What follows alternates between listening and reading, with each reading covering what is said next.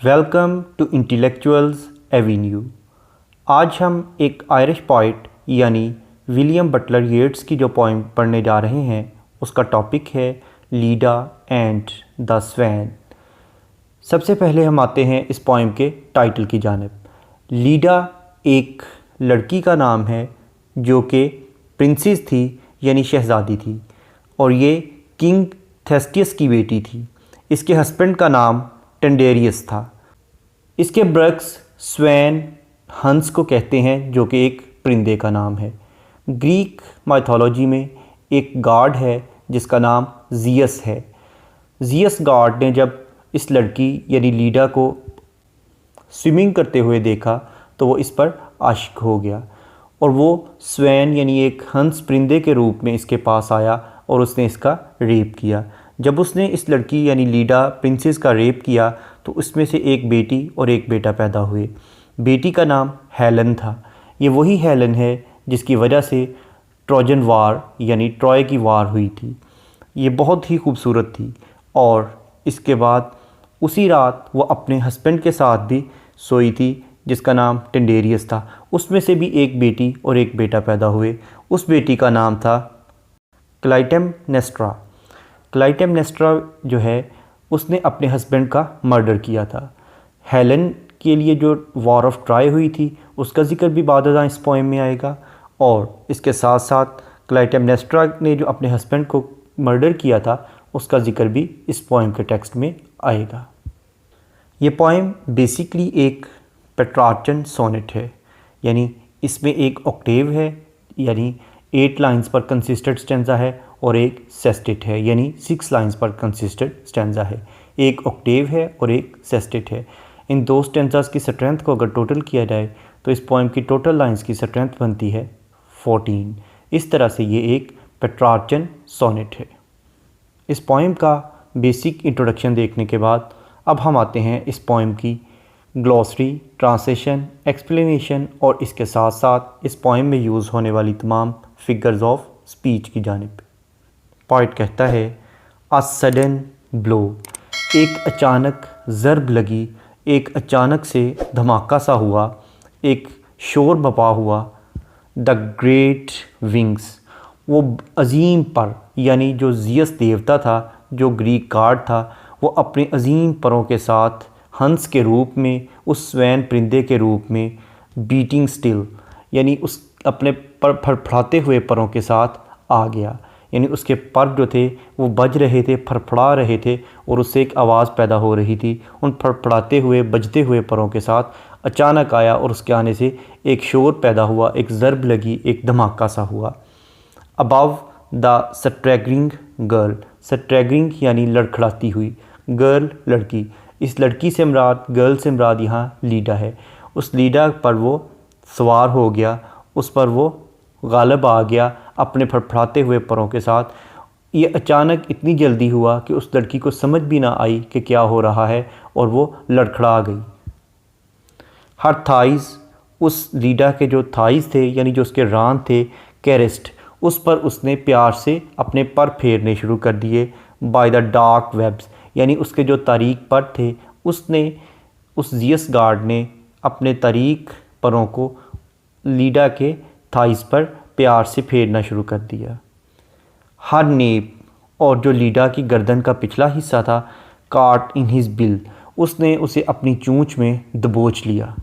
ही holds हर helpless breast upon his breast, उसने उस Leda की जो बेयारो मददगार ब्रेस्ट थी, उसका जो सीना था, उसकी जो छाती थी, उसे अपने सीने के साथ लगा लिया यानी उसके जिस्म को मुकम्मल तौर पर उसने दबोच लिया। How can those terrified vague fingers push, terrified यानी खौफनाक, वाग यानी मुबहम और गैर वाज़े, फिंगर्स यानी उंगलियां, पुश यानी धकेलना। उस लीडा की खौफ ज़दा मुबहम उंगलियां किस तरह से धकेल सकती थीं द फीदर्ड ग्लोरी, उस परों वाली अज़मत वाले जियस गार्ड को, फ्रॉम हर लूजनिंग थाइज़, अपने ढीले होते हुए रानों से। यानी जब वो उसके रानों पर गालिब आ गया तो उसकी खौफ के आलम में जो उंगलियां थी वो किस तरह से उस अज़मत वाले ज़ियस गार्ड को पीछे धकेल सकती थी। वो अपने हाथों से उसे नहीं धकेल सकती थी क्योंकि वो एक ग्लोरियस गार्ड था, वो अज़मत वाला ज़ियस देवता था। और इसके अलावा एक तरफ तो उसकी अज़मत थी ज़ियस की और दूसरी तरफ लीडा की कमज़ोरी और मजबूरी और उसका खौफ था। इन दोनों वजूहात की बिना पर वो दोनों एक दूसरे से जुदा ना हो सके। एंड हाउ कैन, और किस तरह से बॉडी जिस्म laid in that white rush, white यानी वो सफ़ेद परों वाला ज़ियस गार्ड, रश यानी उस पर जो झपट पड़ा था, वो जो ग्रीक गार्ड ज़ियस था वो अपने सफ़ेद परों के साथ उस पर झपट पड़ा था, उसके जिस्म पर झपट पड़ा था।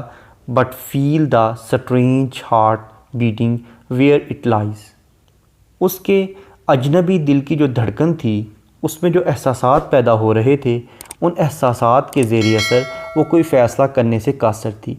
यानी उसके जिस्म को उसने इस तरह से झंझोड़ दिया था कि अब उसके दिल में ये एहसासात पैदा हो रहे थे कि उसको पीछे धकेल दे या उसे मज़ीद थाम ले। यानी वो भी डबल माइंडेड हो गई थी, उसे समझ नहीं आ रही थी कि अब वो इस सेक्सुअल इंटरकोर्स को ख़ुद भी इंजॉय करे या उसको धकेल दे, क्योंकि उसका झपटना इतनी तेज़ी से था कि उसे समझ नहीं आ रही थी। इसलिए उसके दिल में अजीब और अजनबी किस्म के एहसासात पैदा होने शुरू हो गए।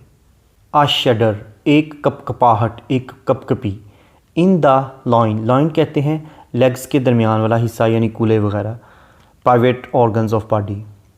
लॉइंस एंजेंडर्स देयर, यानी उसके जो प्राइवेट पार्ट्स ऑफ बॉडी थे उनकी कपकपाहट ने जन्म दिया या वो बायस बने। यानी इस सेक्सुअल इंटरकोर्स के नतीजे में क्या हुआ, ये सेक्सुअल इंटरकोर्स किस चीज़ का बायस बना, वो आगे बयान करता है कि द ब्रोकन वॉल, उस टूटी हुई दीवार का, द बर्निंग रूफ, उस जलती हुई छत, एंड टावर, और उस जलते हुए सतून या मीनार का। अब ये ट्रॉय सिटी की बात कही जा रही है कि जो क्वीन हेलन थी, इसको जब ट्रॉय के लोग अगवा करके ले गए, उसे किडनैप करके ले गए, उसके नतीजे में एक वॉर हुई थी जिसके बाद पूरे सिटी को आग लगा दी गई थी। इसलिए वो कह रहा है कि उस शहर की तमाम दीवारों को तोड़ दिया गया और उसकी छतों और सतूनों को आग लगा दी गई। ये ट्रोजन वॉर जो है उसका ज़िक्र किया जा रहा है जो कि हेलन की वजह से हुई थी। एंड और एगामेमन डेड, और एगामेमन जो था उसको वो डेड हो गया, उसे कत्ल कर दिया गया। उसे किसने कत्ल किया था? वही लेडा और उसके हस्बैंड से जो बेटी पैदा हुई थी जिसका नाम था क्लाइटेमनेस्ट्रा, उसने अपने हस्बैंड को कत्ल कर दिया। यानी पॉइंट कहना ये चाहता है कि सेक्सुअल इंटरकोर्स के जो नताइज हैं वो वक्ती तौर पे अगर ना भी नज़र आए तो चंद सदियों, चंद सालों के बाद वो लाजमी नज़र आते हैं। और एक इस तरह का जुल्म जो है वो पूरी के पूरे सिटी को, पूरी की पूरी स्टेट को तबाह कर देता है। बीइंग सो काट अप, इसके बाद दोबारा फिर अब पोइट उसी वाक़े की तरफ वापस आ गया है ये रेफरेंस देने के बाद, यानी ट्रोजन वॉर और उसके बाद जो कत्ल था उसने अपने हस्बैंड का किया। इन दोनों वाक़यात के बाद दोबारा वो वापस उसी इंसिडेंट पे आ जाता है जब लीडा का रेप हो रहा था। वो कहता है बीइंग सो काट अप, उसे बड़ी मजबूती से जकड़ा हुआ था। यानी उस ज़ियस गार्ड ने स्वैन के रूप में उस लीडा को मजबूती से जकड़ लिया था, इसलिए अब उसे समझ नहीं आ रही थी कि वो क्या करे। So mastered by the brute blood of the air, brute यानी ज़ालम गज़बनाक, ब्लड यानी खून, हवा का गज़बनाक खून जो था वो भी उस पर काबू पा चुका था। यानी हवा भी उसके मुखालिफ थी। पूरे का पूरा जो मंज़र था वो गज़बनाक और खूनी मंज़र पेश कर रहा था। यानी एक वहशत तारी हो गई थी पूरे के पूरे एटमॉस्फेयर पर, पूरे के पूरे क्लाइमेट पर एक अजीब किस्म का खौफ और गज़ब तारी हो गया था। Did he put on his knowledge with his power, क्या वो अपने इल्म की बदौलत, यानी वो जो लीडा थी, क्या वो अपने इल्म की बदौलत उसकी ताकत को, ज़ियस की ताकत को ख़त्म कर सकती थी बिफोर द इनडिफरेंट बीक, यानी उसकी जो बेगर्ज किस्म की चूंच उसने उसमें पेवस्त कर रखी थी, क्या उससे वो अपने इल्म की बदौलत अलग हो सकती थी? कुड लेट हर ड्रॉप, कि वो उसे जाने देता। यानी क्या लीडा अपने इल्म को जो उसने सारी ज़िंदगी हासिल किया था उसकी बदौलत उस ज़ियस गार्ड जो कि परिंदे के रूप में उसका रेप करने आया था, क्या उसकी बेरहम और बेगर्ज चूंच से ख़ुद को आज़ाद कर सकती थी कि वो उसे खुद ही छोड़ दे कि मैं तुम्हारा रेप नहीं करता, तुम चली जाओ, लेकिन ऐसा नहीं हुआ। ये पॉइंट ने अब क्वेश्चन की शक्ल में हमारे सामने रख दिया है। ये डिपेंड करता है रीडर पे कि अब वो इसका क्या रिज़ल्ट अखज़ करता है। इस पोइम का इंट्रोडक्शन, ग्लॉसरी, ट्रांसलेशन और एक्सप्लेनेशन को देखने के बाद अब हम आते हैं इस पोइम में यूज़ होने वाली फिगर्स ऑफ स्पीच या लिटरेरी डिवाइसेस की जानिब। सबसे पहले हम देखते हैं राइम स्कीम। इस पोइम की राइम स्कीम है A B C D E F G, यानी फर्स्ट और थर्ड लाइंस आपस में राइम्ड हैं, सेकंड और फोर्थ लाइंस आपस में राइम्ड हैं, फिफ्थ और सेवन आपस में, सिक्स्थ और एट्थ लाइंस आपस में राइम्ड हैं। उसके बाद नाइन्थ और ट्वेल्थ लाइंस आपस में राइम्ड हैं, टेंथ और थर्टीनथ लाइंस आपस में राइम्ड हैं, 11th और 14th लाइंस आपस में राइम्ड हैं। जैसा कि फर्स्ट लाइन का लास्ट वर्ड है स्टिल, थर्ड लाइन का लास्ट वर्ड है हिल, सेकंड लाइन का लास्ट वर्ड है कैरेस्ट और फोर्थ लाइन का लास्ट वर्ड है ब्रेस्ट। इसके बाद फिफ्थ लाइन का लास्ट वर्ड है पुश और सेवन्थ लाइन का लास्ट वर्ड है रश, सिक्स्थ लाइन का लास्ट वर्ड है थाइस और एट्थ लाइन का लास्ट वर्ड है लाइज। उसके बाद नाइन्थ लाइन का लास्ट वर्ड है देयर, ट्वेल्थ लाइन का लास्ट वर्ड है एयर। उसके बाद 10th लाइन का लास्ट वर्ड है टावर, 13th लाइन का लास्ट वर्ड है पावर, 11th लाइन का लास्ट वर्ड है अप और 14th लाइन का लास्ट वर्ड है ड्रॉप। ये थी इस पोइम की राइम स्कीम, यानी A B C D E F G. Next है एलिट्रेशन। एलिट्रेशन का मतलब है बिगिनिंग ऑफ टू और more than two words in the same line with the same letter, यानी एक ही लाइन में दो या दो से ज़्यादा अल्फाज का एक ही हरफ से शुरू होना। जैसा कि लाइन नंबर 1 में सडन और स्टिल दोनों वर्ड्स एस लेटर से स्टार्ट हो रहे हैं।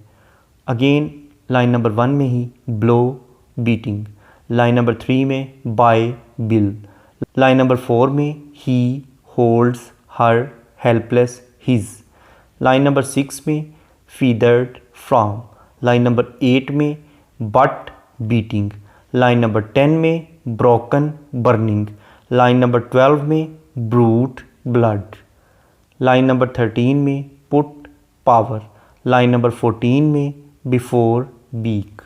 नेक्स्ट है मेटाफर। मेटाफर का मतलब है किसी क्वालिटी की बेस पर किसी चीज़ को उससे बेटर या वर्स चीज़ डिक्लेयर कर देना।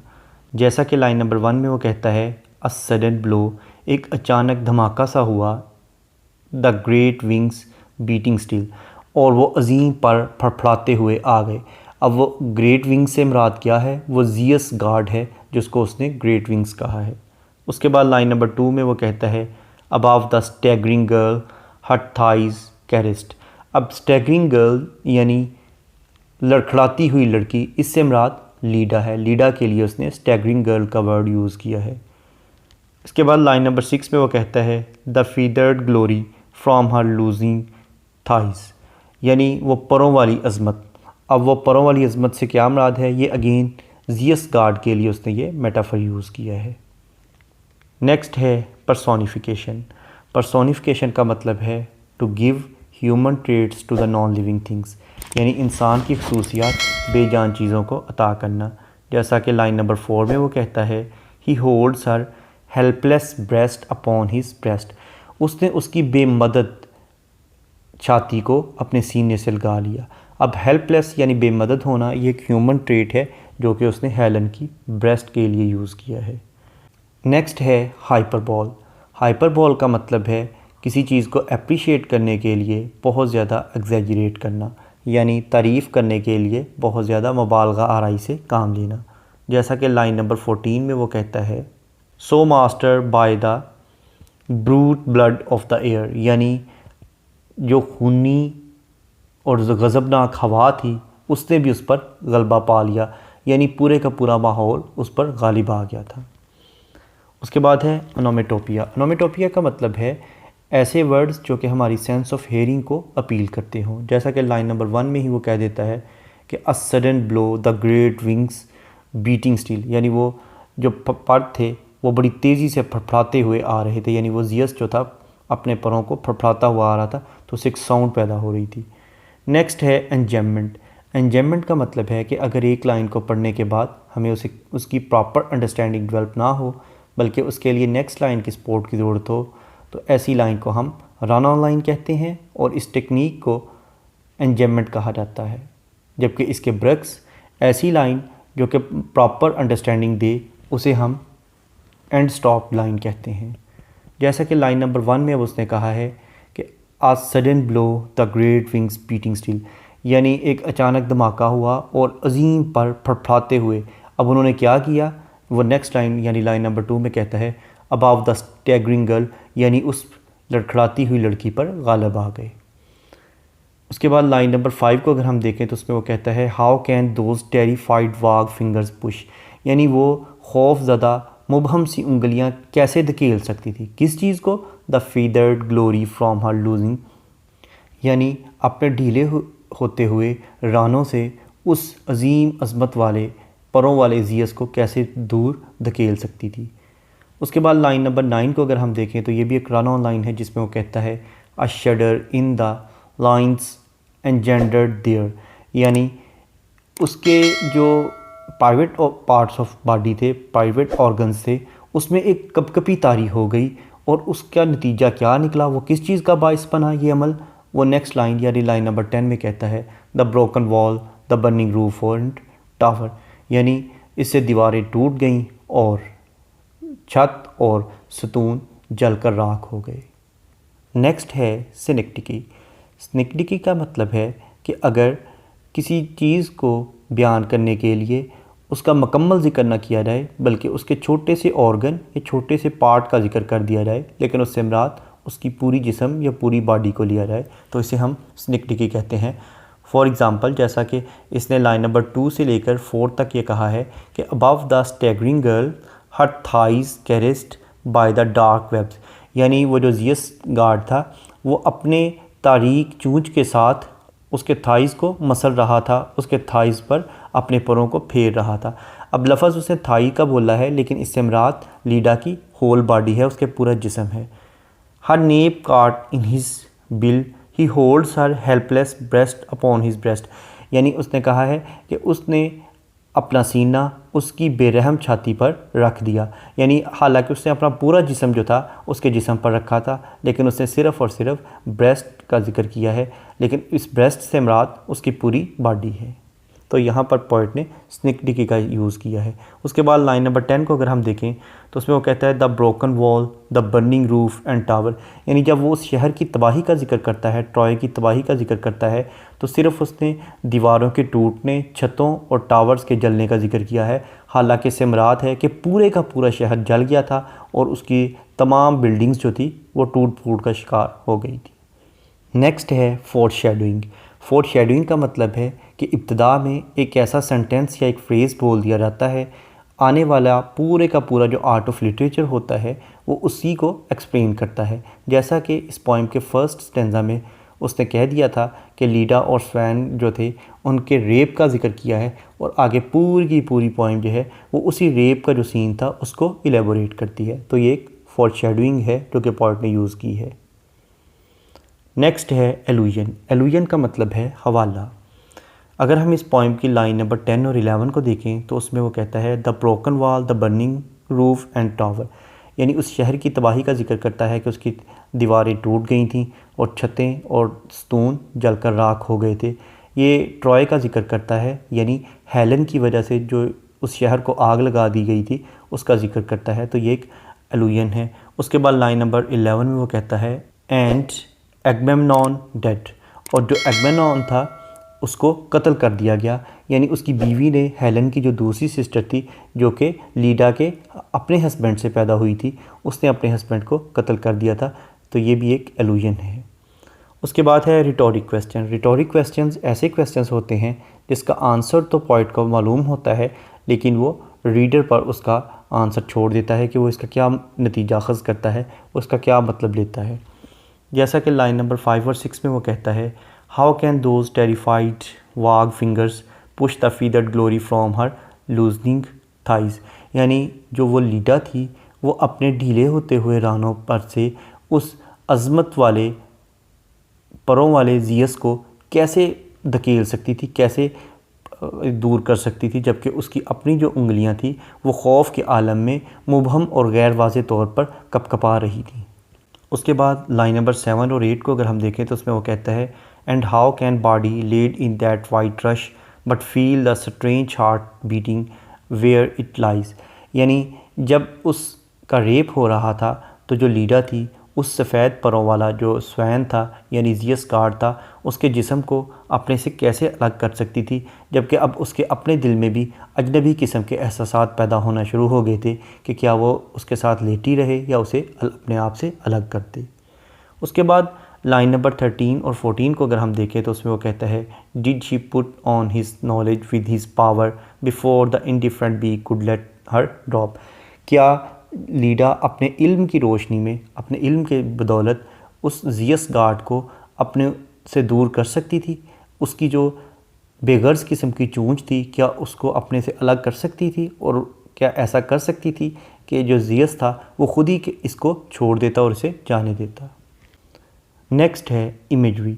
इमेजरी ऐसे वर्ड्स को कहते हैं जो कि हमारी सेंस ऑफ साइट को अपील करें, जैसा कि great wings beating, staggering girls thighs, dark webs nape bill, helpless breast, terrified vague fingers, loosening thighs, strange heart beating, the broken wall, the burning roof and tower, brute blood of the air और indifferent beak. अगर हम इस poem के themes की जानिब आएँ तो सबसे पहले हमें एरोटिसिज्म का थीम मिलता है। एरोटिसिज्म का मतलब है सेक्सुअल इंस्टिगेशन या सेक्सुअल परवर्जन या सेक्सुअल वायलेंस। तो ये पूरी की पूरी पोइम सेक्सुअल परवर्जन यानी एरोटिसिज्म और रेप पर बेस करती है। इसके साथ साथ इसमें फेट का भी एक थीम चलता है कि यह सारे का सारा तकदीर का लिखा हुआ था कि जो स्वैन था, जो ज़ियस गार्ड था, वो स्वैन के रूप में आके लीडा का उसने रेप कर दिया और उसमें से जो बेटी पैदा हुई हेलन, उसकी वजह से एक पूरे का पूरा शहर जलकर राख हो गया। तो ये फेट का रोल है, इसमें फ्री विल का कोई रोल नहीं है। Thank you for attending this lecture.